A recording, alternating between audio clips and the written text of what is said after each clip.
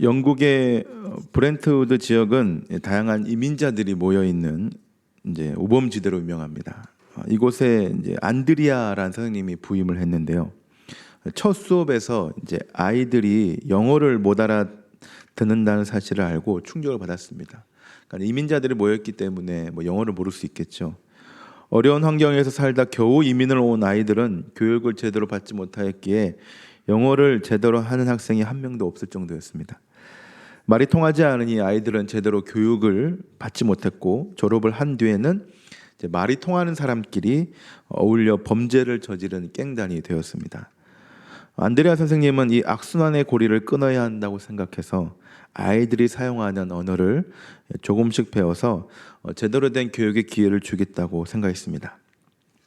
영어를 모르는 아이들을 위해 언어를 공부하다 보니 선생님은 어느새 35개의 그 언어를 알게 되었고, 결석을 하는 아이들은 가정으로 찾아가 그 이민자의 언어로 설득을 하고 또 권면을 하기도 했습니다. 마치 계란으로 바위치기 같았던 안드레아 선생님의 도정은 브렌트우드 지역의 학생들이 영국의 상위 5%의 학업 성취도를 내면서 꽃을 피웠고, 이 노력을 인정받아 세계적으로 가장 뛰어난 교사에게 주는 지구촌 교사상을 수상했다고 합니다. 참 어려웠던 시도였지만 이 선생님에게는 아이들을 향한 사랑과 관심이 있었기 때문에 그들의 언어를 다 배우게 된 것이죠. 최선을 다하는 사랑의 노력은 상대에게 진심으로 전달된다는 그런 교훈을 우리에게 주는 것 같습니다. 우리가 사랑을 하면서 그냥 사랑을 하는 것이 아니라 방금 말씀드린 것처럼 최선을 다하는 사랑의 노력, 이것이 우리에게 꼭 필요한 것 같습니다. 성도 여러분, 어떻습니까? 최선을 다하는 사랑의 노력, 참 멋있고 아름다운 말이지 않습니까? 내가 이웃을 섬겨도 사랑의 노력을 담아서 하고, 교회 봉사를 해도 허투루 하는 것이 아니라 최선을 다해서 사랑을 하는, 어떻게 보면 우리 그리스도인들이 보여야 할 가장 모범이 되는 모습이며 반드시 행해야 하는 모습이지 않겠습니까? 남편과 아내에게도 최선을 다하는 노력의 사랑이 필요하겠죠. 네, 필요합니다. 네. 잠깐 제 머릿속에 스치는 이야기가 있는데요. 마산에 있을 때 어느 권사님께서 아이들이 있을 때는 한우를 끓이고 남편만 있을 때는 미국산으로 끓인다고 하더라고요. 소고기 그 미역국을요. 그래서 남편은 항상 자기 집에 미국산 소고기로만 끓이는 줄 안다고 합니다. 하지만 남편이 없을 때는 한우로, 양지로 끓인다고 하더라고요. 저희 집은 한우로 끓입니다. 아직까지는. 양지는 아니더라도 한우라서 감사합니다. 미국산으로 바뀌었을 때 눈치를 잘 채겠죠. 최선의 사랑의 노력이 없구나 이제. 여러분들은 집에 가셔서 호주산이라도 끓여주세요. 그만큼 우리가 최선을 다해 사랑의 노력을 베풀어야 되겠죠. 우리는 사랑을 꾹꾹 눌러 담아 최선을 다해 영혼들을 섬기고 교회 봉사를 합니다. 이것이 돈이 되는 일도 아니고 그렇다고 내 형편이 나아지는 것도 아니지만 우리는 사랑을 담습니다. 그렇다고 이것은 우리의 개인적인 사랑을 담아서 교회를 섬기고 또 영혼을 섬기고 봉사를 하는 것은 아닙니다. 우리가 담는 사랑, 우리가 최선을 다하여 사랑하는 노력의 그 모든 것은 바로 예수 그리스도의 사랑으로 인하여 우리는 사랑을 베풉니다. 우리는 예수 그리스도의 사랑으로 교회를 섬기고 사람들을 위해 헌신을 합니다. 그래서 방금 말씀드렸던 이 선생님처럼 우리의 섬김 속에서 그리스도의 예수의 사랑이 온전히 드러날 수 있도록 우리도 최선을 다합니다. 주님의 일하심, 함께하심, 주님의 사랑이 온전히 드러날 수 있도록 우리도 열심히 한다는 것이죠. 사랑을 베푸는 자나 사랑을 받는 자나 모두가 예수님의 사랑으로 주고받기 때문에 우리 모두는 주님의 함께하심을 느낄 수 있습니다. 만약 개인적인 사랑으로 베푼다면 이러한 것들을 누릴 수가 없었겠죠. 참 감사한 일이고 참 행복한 일입니다. 그런데 성도 여러분, 우리가 이러한 사랑을 주고받음에 있어서 반드시 빼먹지 말고 해야 할 섬김이 있습니다. 그것은 바로 서로를 위한 기도입니다. 기도에는 여러 종류가 있습니다. 하지만 그 중에서 우리가 서로를 위한 기도, 흔히 말하는 중보기도는 사랑이 없이는 절대 할 수 없는 기도 중에 하나입니다. 내가 주님께 사랑을 받지 못해도 할 수 없고요. 그리고 내 안에 상대방을 향한 사랑이 없이는 더욱더 할 수 없는 것이 바로 서로를 위한 기도입니다. 오직 교회와 성도와 기도 대상자들을 향한 이 사랑, 그 넘치는 사랑으로 교회와 성도를 중보하며 기도해야 합니다. 만약 여러분들에게 그러한 사랑이 없다면 여러분들의 기도는 소리나는 구리와 울리는 꽹과리와 같을 것입니다. 그러므로 서로를 위한 기도는 사랑으로 시작해서 사랑으로 마무리 짓는 그런 기도가 되어야 한다는 것이죠.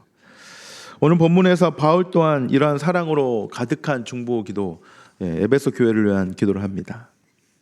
바울은 오늘 본문에서 특별히 세 가지를 위하여 기도했는데요. 그것은 바로 첫째, 신자들을 성도로 부르셨다는 것에 소망하도록 기도했고요. 둘째, 마지막 날 성도가 하나님의 기업을 받게 될 것임을 기도했고요. 셋째, 이 모든 것을 가능하게 하는 하나님의 능력을 교회가 알도록 기도하였습니다. 지금 잘 이해가 안 되시죠? 이 세 가지를 본론에서 할 거니까 지금 퍼뜩 이해 못 하셔도 됩니다. 그러니까 한마디로 신자가 하나님의 능력과 은혜로 자녀로의 부르심을 받아 구원받는다는 것을 알게 하기 위해, 에베소 교회가 알게 하기 위해 바울이 기도했다는 것입니다. 바울의 기도는 그렇기 때문에 다른 것이 아닙니다. 주님의 사랑, 주님의 복음, 주님의 구원이 서려 있는 그러한 기도인 것이죠. 그리고 이 모든 것을 가능하게 해주신 것은 마지막 제가 셋째로 말씀드린 하나님의 능력이 있기 때문에 이러한 기도의 능력이 에베소 교회에게 퍼져간 것입니다. 그렇다면 성도 여러분, 우리가 여기서 생각할 것이 있습니다. 이 세 가지, 과연 바울의 기도 이 세 가지가 과연 구체적으로 어떻게 드러나야 되는 것인가? 우리의 삶 가운데, 또 우리의 교회 가운데 바울의 기도가 어떻게 드러나야 되는가? 이런 것에 우리가 좀 생각해 볼 필요가 있습니다. 그 첫 번째로 바울은요, 방금 말씀드린 것처럼 성도들이 부르심의 소망을 갖도록 기도했습니다. 성도 여러분, 저와 여러분들은 하나님의 자녀입니다. 믿으십니까? 그렇다면 성도 여러분, 우리는 왜 하나님의 자녀입니까? 그 이유는 간단합니다. 하나님께서 저와 여러분들을 하나님의 자녀로 부르셨기 때문에 우리는 하나님의 자녀입니다. 내가 하나님의 자녀가 되고 싶어서 하나님의 자녀가 된 것이 아닙니다. 하나님께서 불러주셨기 때문에 우리는 하나님의 자녀가 된 것입니다. 그런데 성도 여러분, 우리가 하나님의 자녀가 되었다고 해서 우리의 인생이 항상 탄탄대로가 되는 것은 아닙니다. 하나님의 자녀가 복을 받는다고 하지만 저와 여러분들의 형편과 상황을 보십시오. 삶이 평안하신 분도 계시지만 그렇지 않은 분도 꽤 많습니다. 그래서 우리는 하나님의 자녀이긴 하지만 아직까지는 어려움과 힘듦 속에서 살아갑니다. 이것은 어쩔 수 없는 하나님의 섭리이며 우리의 힘으로 감당할 수 없는 어려움들입니다. 그래서 세상 사람들은 말합니다. 하나님 믿어도 별거 없네. 똑같이 힘들고 똑같이 어려운데 뭐하러 하나님 믿나? 라고 말합니다. 그런데 여기서 더욱더 안타까운 사실은 우리 또한 이러한 세상의 말에 흔들리면서 이렇게 하나님 앞에 간구한다는 것입니다. 하나님, 어떻게 된 걸까요? 하나님을 믿는 우리가 믿지 않는 저들보다 더 잘 되어야 하지 않겠습니까? 하나님의 복음을 위해서라도 저희 그리스도인들이 저들보다 더 잘 되어야 하지 않겠습니까? 라며 간구합니다. 우리나라 재벌들의 종교를 파악한 걸 제가 본 적이 있는데요. 우리나라에서 제일 부자는 누굴까요? 삼성이죠. 삼성. 무슨 종교일까요? 온불교입니다. 제가 올림픽대로를 타고 가다가 오른쪽 배를 보니까 온불교가 있더라고요. 삼성스럽게 지었더라고요. 온불교와 이제 다 삼성 온불교인데 하나님의 자녀가 복을 받는다면 삼성이 기독교가 되지 않겠습니까? 현대 기아도 그 현대 기아가 정시일가가 하나님을 믿는지 모르겠지만 정말 교회를 잘 짓고 우리나라 재벌 뭐 1위부터 5위까지 보면 대부분이 기독교여야 하지 않겠습니까? 그런데 우리의 삶의 시점을 보면 꼭 그렇지 않다는 거죠. 우리가 그리스도의 복음을 위해서라도 우리가 잘 되어야 하는 것.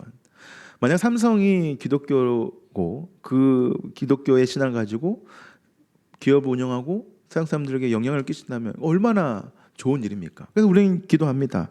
그리스도인들이 저만큼 잘 돼서 저렇게 우리가 하나님의 복음을 드러나야 하지 않겠습니까? 라며 그런 기도도 합니다. 물론 그 기도가 잘못된 것은 아니죠. 근데 우리의 삶의 결과는 그렇지 않다라는 거죠. 그런데 성도 여러분, 정말 이러한 기도가 정말 하나님께서 우리에게 지금 우리에게 원하시는 기도일까요?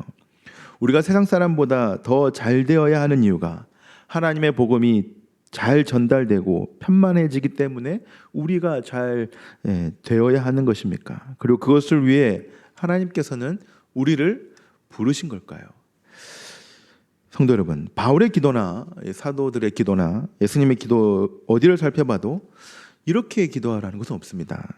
오히려 바울은 오늘 에베소를 위해 중보하며 이렇게 기도합니다. 너희들이 세상에 소망을 두는 것이 아니라 하나님께서 너희를 부르셨다는 것에 소망을 두기를 바란다. 너희가 너무 잘되고 세상 가운데 아주 독보적인 사람들로 드러나게 되어 세상에 소망을 두는 것이 아니라 그저 너희가 하나님의 자녀라는 사실, 주님께서 너희를 부르셨다는 것에 소망을 두길 바란다 라고 하며 그 하나님의 부르심의 소망에 대해 바울은 먼저 기도를 합니다. 성도 여러분, 요즘 어떻습니까? 살만하십니까? 사람들의 말을 들어보면 요즘처럼 참 힘든 순간은 없었다고들 하는데요. 그런데 한번 생각해 봅시다. 정치가 나아지면 우리의 상황이 굉장히 안정적일까요? 아니면 전쟁이 끝나고 세계의 평화가 찾아오면 저희의 경제적인 부분이 회복되어 굉장히 풍요로워질까요? 또 아니면 경제가 호황을 누려서 우리 청년들이 취업을 하게 되면 결혼 문제, 자녀 문제 등 이러한 문제들이 해결되고 안정적인 삶을 그들이 살 수 있을까요? 아니라는 것이죠. 이런 것들이 나아진다고 해서 저와 여러분들이 굉장히 안정적이고 평안해지는 것은 아닙니다. 이러한 것들이 해결되면 또 다른 것들이 저와 여러분들을 괴롭힐 것이고 우리는 또 불안할 것이고 또 염려스러운 삶을 살게 될 것입니다. 그렇기 때문에 우리는 사람을 소망하고 세상을 소망할 수가 없습니다. 항상 우리를 불안하게 하고 흔들리게 하는 세상을 소망하는 것이 아닌 우리가 먼저 소망해야 할 것은, 우리가 먼저 감사해야 할 것은 우리를 선한 자녀로 부르신 그 부르심에 만족하고 소망을 가져야 한다는 것입니다. 이러한 상황에도 불구하고 내가 하나님의 자녀이고 어려운 상황 가운데서도 주님의 부르심은 절대로 변하지 않는다는 사실에 우리는 기뻐해야 한다는 것입니다. 그리고 우리는 이것을 위해 서로를 위하여 기도해주며 중보해야 합니다. 에베소 교회가 이러한 어려움에서 흔들리지 않도록 바울이 기도한 것처럼 우리 교회 성도들이 이러한 어려움에서 주님의 자녀라는 사실이 흔들리지 않도록 우리는 기도해야 합니다. 상황이 조금 나아지지 않아도, 지금의 삶이 조금 불편해도 그들이 하나님에 대한 소망과 부르심에 대한, 구원에 대한 소망을 잊지 않고 항상 간직할 수 있도록 우리는 계속적으로 자신을 위해, 또 상대방을 위해, 교회를 위해 기도해야 한다는 것입니다. 자동차에 보면 엔진 오일이라는 것이 있습니다. 이것은 연료는 아니지만, 기름은 아니지만 자동차가 힘차게 운행할 수 있도록, 그리고 계속적으로 움직일 수 있도록 해주는 굉장히 중요한 부품입니다. 그런데 저와 여러분들의 기도가, 그리고 우리의 중보가 이 엔진 오일과 같다는 것입니다. 저와 여러분들의 기도는 주변 사람들로 하여금 구원의 확신이 흔들리지 않게 해주는 아주 도움의 기도가 되고 중요한 원동력이 됩니다. 예전에 제가 수년 전 섬기던 교회에서 중학생을 둔 어머님과 이 자녀의 믿음과 구원에 대하여 상담을 가졌던 시간이 있습니다. 자녀의 옛날 일부터 해서 어떻게 지금 이렇게까지 이 지경까지 되었는지, 그리고 이제는 어떻게 하길 원하는지 아주 자세하게 이야기를 나눴습니다. 그 어머님과 이런저런 얘기를 나누면서 참 다양한 방법, 훌륭한 방법, 좋은 강사, 좋은 이야기들을 다 사용하셨다는 것을 제가 알게 되었습니다. 하지만 제 마음속 깊은 곳에 이러한 질문이 떠올랐습니다. 그래서 자녀의 구원을 위해, 복음을 위해 기도는 얼마나 하셨는가요? 그리고 지금 어머니가 원하는 건 세상에서 잘 나가는 그저 그런 종교인입니까? 아니면 참 그리스도인이 되길 원하십니까? 라는 질문을 속으로 한 적이 있습니다.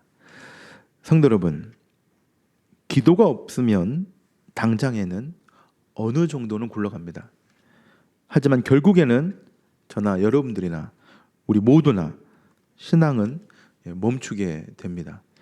그러므로 우리는 기도해야 합니다. 서로가 주님의 부르심을 잊지 않고 끝까지 흔들리지 않도록 우리는 서로의 구원을 위해 기도하며 영적인 활동성을 위해 끊임없이 간구해야 합니다. 그래서 우리가 서로 기도해 줌으로 말미암아 멈춰 있고 주저앉는 자들이 아닌 서로의 기도로 말미암아 주님의 부르심이 명확해지고 분명해질 수 있도록 우리는 서로를 위하여 끊임없이 기도해야 합니다. 우리가 VIP들을 위하여 기도하는 것 또한, 먼저 기도하는 것 또한 이것에 있습니다. 여러분들 무엇보다도 여러분들이 작정한 VIP들을 위하여 간절히 먼저 기도하시기 바랍니다. 아무리 좋은 선물을 갖다 줘도 기도하지 않으면 능력은 일어나지 않습니다. 우리가 해야 할 첫 번째 덕목은 기도입니다. 두 번째입니다. 바울의 기도 중에 두 번째는요, 성도들의 그 구원의 기업의 영광의 풍성함을 위해 바울은 기도했다는 것입니다. 다시 말해 구원의 은혜의 풍성함을 누리기 위해 기도했다는 것이죠. 더 쉽게 말씀드리면 구원이라는 이 자동차를 선물로 받았다면 이제 그 자동차가 굴러갈 수 있도록 기름도 충분히 넣어주기 위하여 기도했다라는 것입니다. 성도 여러분, 혹시 저도 그런 적이 있는데요, 휴대폰을 손에 들고 휴대폰을 찾은 적이 있습니까? 네, 깜빡깜빡해서 그죠? 예전에 그 예화 중에 시트콤인가요? 드라마에서 봤는데 전화하면서 전화기를 냉장고에 넣어놓더라고요. 전화기가 상할까 봐요. 네, 상하면 안 되죠. 그래서 그런 경우도 있는데, 여러분 전화기 들면서 전화기 찾은 적 있죠? 네, 저도 있습니다. 젊은 저도 있습니다. 네, 깜빡깜빡 해가지고 실컷 손에 휴대폰을 쥐고 있으면서 휴대폰이 어디 있는지 아내에게 물어보고 애들에게 물어보고 정신없이 찾았던 적이 있었습니다. 아마 성도 여러분도 이런 적이 있으셨을 건데요, 그렇게 정신없이 휴대폰을 찾는 우리의 모습이 꼭 천국을 누리지 못하는 저와 여러분들의 모습이라는 말을 들으신다면 동의가 되십니까? 이게 무슨 말이냐면요, 저와 여러분들이 주님의 부르심으로 하나님의 자녀가 되었다면, 또한 그러한 소망으로 살아간다면 하나님의 자녀로서의 그 풍성함을 온전히 누리고 있어야 한다는 것입니다. 예전에 제가 이제 유치부 부서를 초창기 제일 처음에 섬겼던 부서가 중고등부하고 유치부였는데, 그때 유치부 찬양 중에 이러한 찬양이 있습니다. 굉장히 유명한 찬양인데요, 제가 한번 불러드리겠습니다. 좀 어렵습니다. 반주가 없기 때문에 좀 어렵거든요. 부끄럽거든요. 왕 나는 왕자다, 하나님 나라의 나는 왕자다. 아십니까?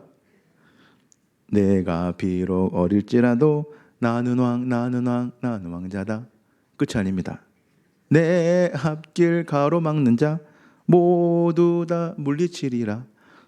이 세상을 앞장서가는 나는 왕자다. 2절은 뭘까요? 공공공공 나는 공주다. 예, 남녀 차별하지 않습니다. 예. 이 찬양 아시는가요? 예, 참 유치한 찬양처럼 들리겠지만요, 이 찬양의 가사를 곰곰이 생각해 보면 우리가 놓치지 말아야 할 아주 중요한 은혜가 있습니다. 그것은 바로 저와 여러분들은 하나님의 천국을 물려받은, 다시 말해 하나님의 기업을 이어받은 하나님 나라의 왕자, 공주라는 것입니다.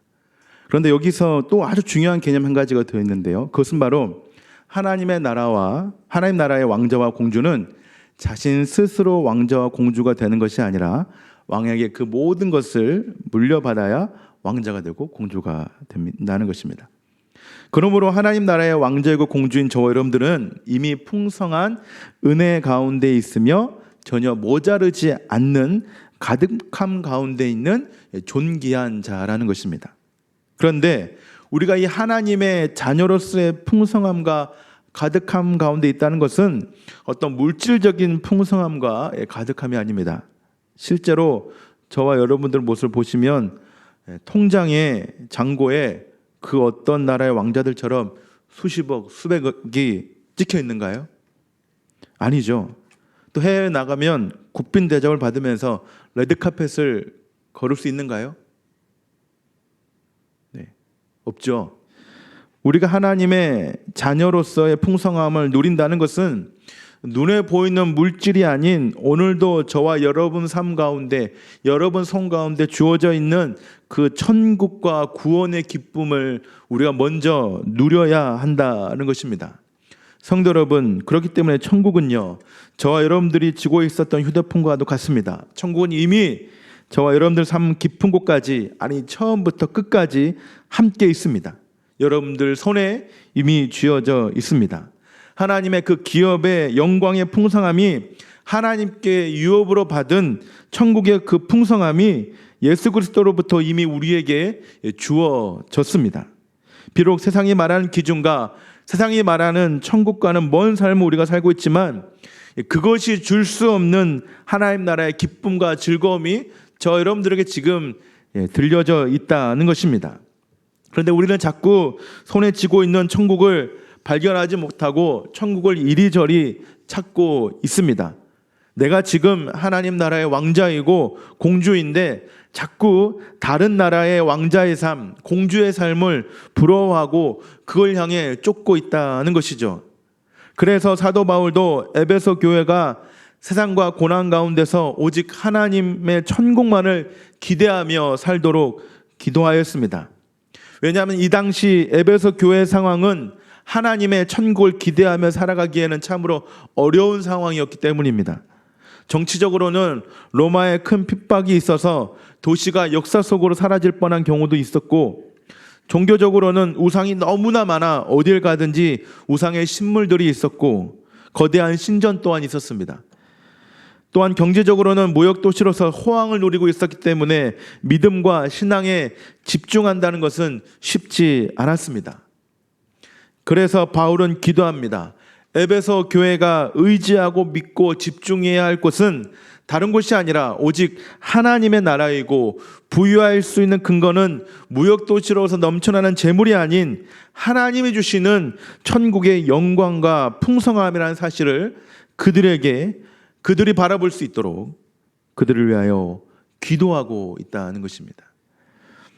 그래서 바울은 18절 상반절에 이렇게 말씀하며 강조합니다. 너희의 마음의 눈을 밝히사 성도 안에서 그 기업의 영광의 풍성함이 무엇이며, 바울은 에베소 교회가 마음의 눈을 뜨길 기도했습니다. 당장 눈앞에 있는 것을 쫓는 교회가 아닌 영적인 눈을 감으며 욕망에 사로잡혀 하나님의 천국을 바라보지 못하는 교회가 아닌 오직 하나님께서 주시는 풍성함과 구원의 그 기쁨을 누리는 교회로 변모하길 바울은 기도했고 또 간구했다는 것입니다.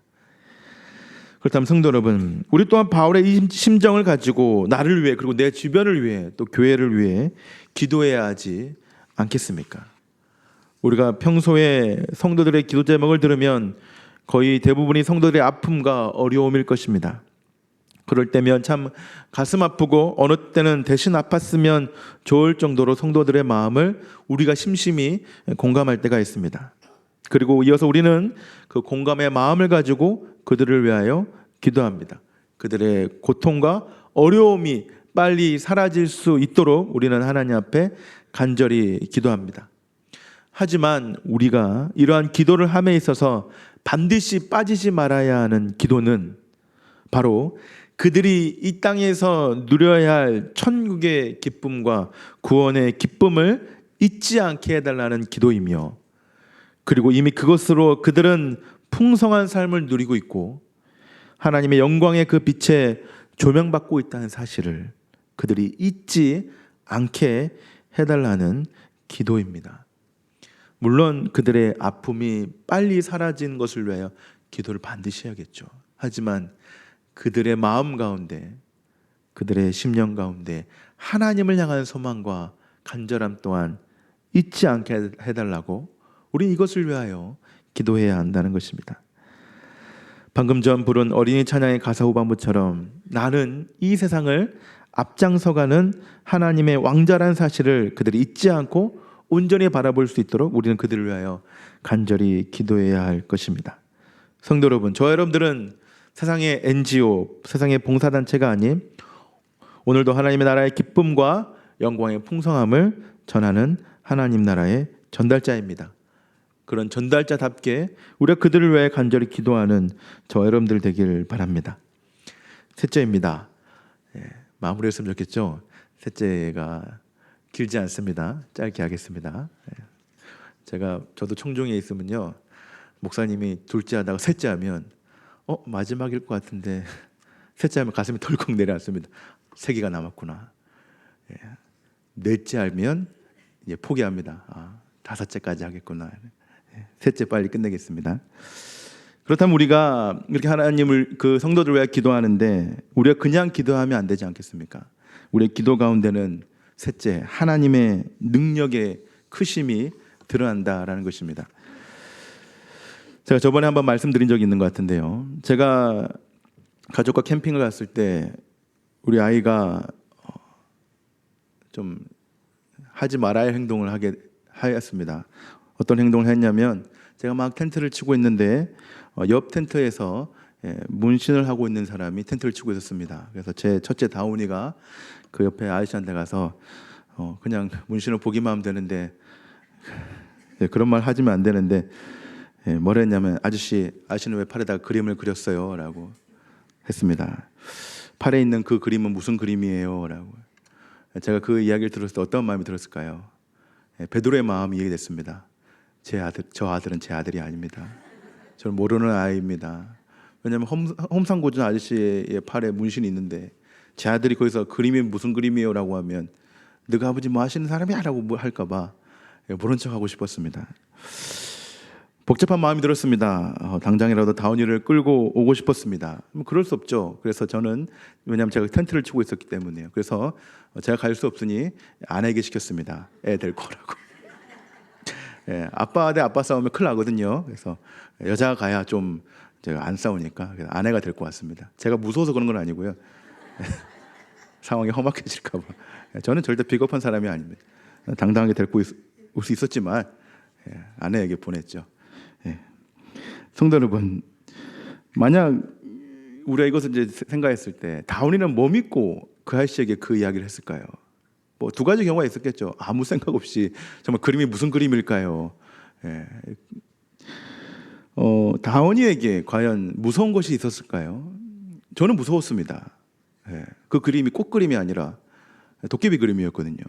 그러니까 저는 무서웠습니다. 근데 다운이는 무섭지 않았습니다. 왜 무섭지 않았을까요? 믿는 구석이 있었기 때문이죠. 옆에서 떨고 있는 아버지를 믿고 있었기 때문에 그 그림을 얘기했겠죠. 저도 떨지 않았습니다. 왜냐하면 저희 아버지가 계시거든요. 하나님 아버지가 뭐 그 순간 응답하실 것까지는 안 하셨는데 저도 하나님 믿기 때문에 좀 덜 무서웠습니다. 뭐 여튼 우리가 어떤 무서운 상황을 당했을 때, 어려운 상황을 당했을 때 내가 믿는 구석이 있고 믿을 곳이 있다면 우리는 그나마 안심한다라는 것이죠. 여러분, 우리가 믿는 구석이 있습니다. 우리 또한 아빠 하나님을 믿고 죄와 죽음의 권세 앞에서 당당할 수 있다는 것입니다. 우리가 죽음의 권세가 우리에게 언제나 찾아와도 우리는 아버지 하나님이 우리와 함께 계시기 때문에 우리는 절대로 두려워할 수 없고 당당할 수 있습니다. 오늘 본문 19절과 21절을 보면 바울은 하나님의 능력을 말씀합니다. 그런데 바울은 하나님의 능력 중에 그 어떤 것보다도 부활의 능력을 말씀합니다. 성도 여러분, 부활의 능력은요, 저희를 죄와 죽음 가운데서 당당하게 하고 죽음의 고난 가운데서도 소망을 갖게 합니다. 물론 병이 들고 몸이 허약해지면 우리는 죽음의 공포와 염려에 휩싸일 수 있습니다. 하지만 그것은 잠시일 뿐 하나님의 크신 능력인 부활의 능력은 그 고통에서 이기게 하시고 현재와 또 미래를 기뻐하게 합니다. 지금 에베소 교회도 그렇지 않습니까?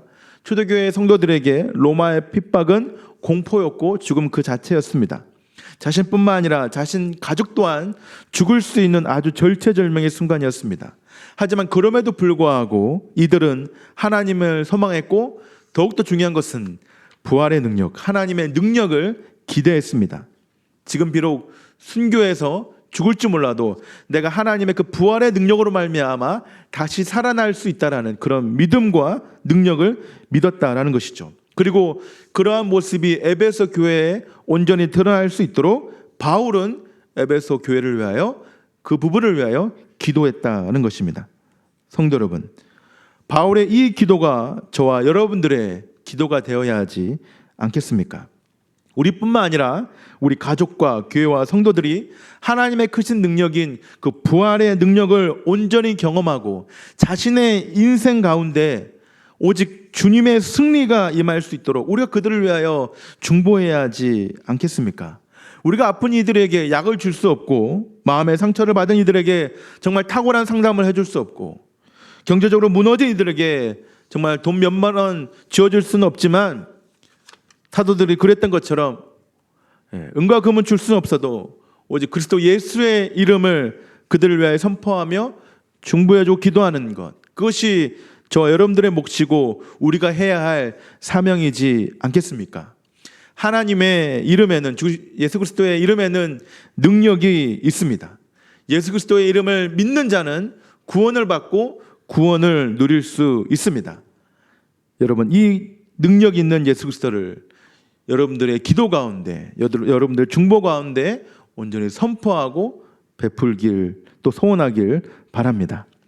말씀을 정리하겠습니다. 바울은 에베소를 위하여 세 가지를 기도했습니다. 부르심, 즉 구원의 소망을 위해 기도했다는 것. 둘째, 하나님의 기업, 구원의 영광의 풍성함을 위해 기도했다는 것. 셋째, 그 구원의 능력이신, 부활의 능력이신 하나님의 능력이 그들에게 나타날 수 있도록, 또 그들이 알 수 있도록 기도했습니다. 그렇다면 새생명 축제를 준비하는, 또 릴레이 기도회를 하고 있는, 또 다음 주 특세를 하는 우리에게 이 기도의 목적과 이유가 설정되는 것이지 않겠습니까? 우리는 그저 이방인들의 기도, 세상적인 기도를 하는 자들이 아닙니다. 그냥 내 옆 성도가 몸 낫기만을 기도하고 경제적인 것이 풍요로워지길만을 기도하고 내 자녀가 잘 되기만을 기도한다면 그게 우리에게 무슨 의미가 있겠습니까? 우리가 지금 간절히 기도하는 이유는 우리의 잘됨이나 나아짐이나 성공이나 출세가 아닌, 우리 오늘도 우리 교회 성도들이, 또 작정한 VIP들이 그 역경 가운데서도 오직 하나님을 소망하고 천국의 풍성함을 바라보며 부활의 능력이신 하나님의 능력을 기대하게 하는 것, 우리가 그것을 위하여 오늘도 기도해야 하는 줄 믿습니다. 그러니 이번 주, 또 다음 주 그 기도의 자리에 나오셔서 기도의 목적과 이유를 잘 알고 있는 저와 여러분들이 그들을 위하여 간절히 기도하고 간구하는 저와 여러분들이 되길 바랍니다. 아멘. 우리 말씀을 생각하시면서 우리 찬송하시겠습니다.